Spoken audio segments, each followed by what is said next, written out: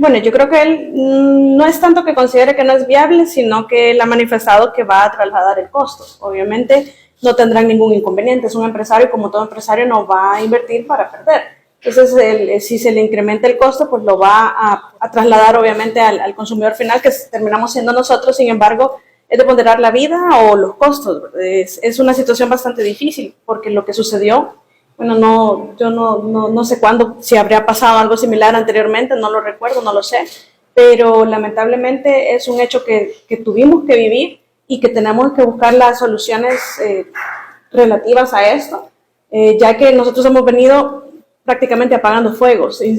Tenemos como un país incendiado que se ha venido apagando fuegos por sectores, no puede atenderse todo a la vez, simultáneamente es imposible. La capacidad económica, especialmente la capacidad económica que tiene el Estado, pero también ha hecho falta mucha voluntad política en el tema de legislación, en el tema de hacer ejecutar las leyes por parte de las autoridades, es decir, ha habido una deficiencia también en cuanto a la implementación o la ejecución de las leyes por parte de los funcionarios. Ha habido, por otra parte, también una ausencia de control, una ausencia de sanciones para estas personas que incumplen con las leyes por parte de los entes contralores, ya sea la Fiscalía General de la República, bien sea las superintendencias en algún momento, la Corte de Cuentas, el Tribunal de Ética, es decir, todos, incluso probidad de la Corte. En cada una de las áreas, los entes contralores, sus ausencias de controles, sus ausencias de sanciones son los que a la larga nos han tenido en una situación de incumplimiento permanente de la ley, que es lo que nos ha generado estar en la actualidad como estamos,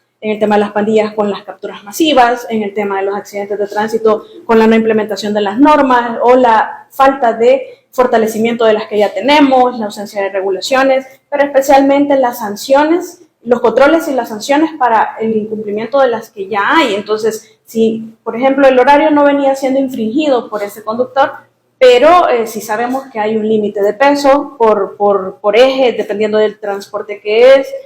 También hay velocidades límite. Entonces, si nosotros nos damos cuenta de qué es lo que sucedió y planteamos el horario, la implementación de una prohibición de transitar en la urbe o en la parte metropolitana de San Salvador para este tipo de transporte, yo creo que es lo más atinado, aunque el costo se incremente en el consumidor final o que de alguna manera se vea cómo se traslada. Pero lo cierto es que tenemos que valorar qué es lo que pasó ahora y cómo podemos prevenirlo, porque apagar el fuego, por supuesto que es urgente, pero tenemos que ver también cuáles son las bases, cuál es la causa estructural de este tipo de situaciones. Y en el caso concreto de lo de la rastra, pues nosotros vemos al señor conductor que dicen que tenía, me parece que leí en alguna parte que tenía 30 años de experiencia. Tenemos una prohibición de velocidad en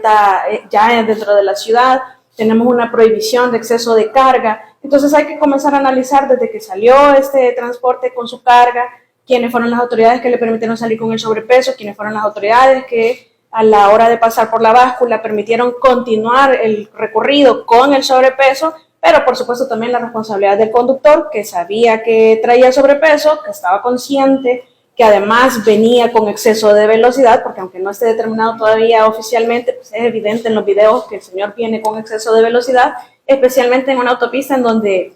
si se impusieran controles, casi todos vienen bajando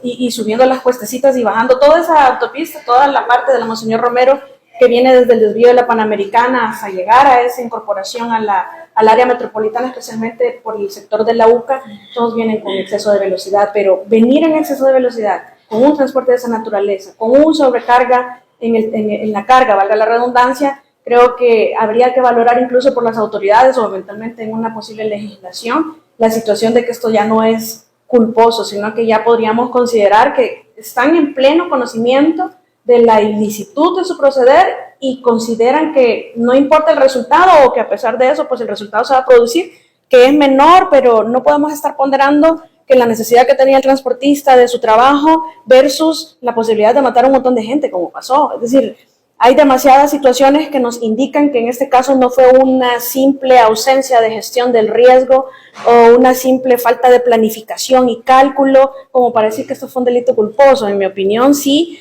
hay un pleno conocimiento de que se está infringiendo la ley, varias disposiciones y que se asumen las consecuencias. Y las consecuencias son que si yo puedo matar a un montón de gente, pues entonces ya no estoy hablando de una culpa, sino que de un dolo.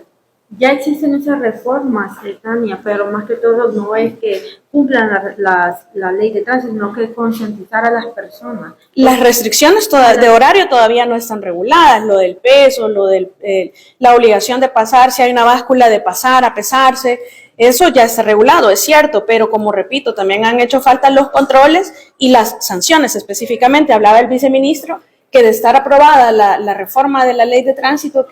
porque esta también es una ley especial de transporte de carga en carretera, pero de estar aprobadas las reformas en las sanciones, estaríamos hablando de no imponer una multa de $57, sino que una de más de 6,000, en este caso en específico. Es como lo que sucedía en el ámbito del trabajo, que las empresas cometían varias infracciones y lo que se pagaba era una sola multa. Ahora se paga, nos ha explicado el ministro de Trabajo, una multa por cada uno de los casos. Entonces las multas ya pasan de miles de dólares, ya no solo son $57. Y es lo mismo que tendríamos que aplicar en diferentes ámbitos. En materia electoral, una infracción de publicidad anticipada, por ejemplo, tiene que comenzar a sancionarse con más dureza todo este tipo de infracciones, porque entonces, si no, lo que va a suceder es que la gente va a comenzar a pagar las multas, porque no importa, al final gano más dinero de lo que